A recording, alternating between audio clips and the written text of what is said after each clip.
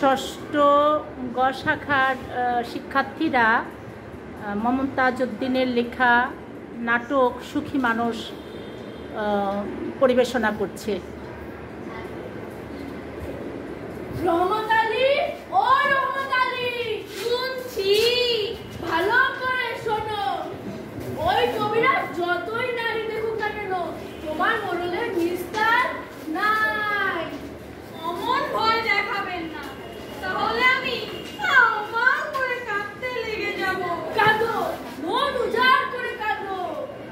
তোমার মোড়ল একটা কঠিন লোক, আমাদের সুবর্ণপুরের মানুষকে বড় জ্বালিয়েছে। এর গরু কেড়ে, ওর ধান লুট করে তোমার মোড়ল আজ ধনী।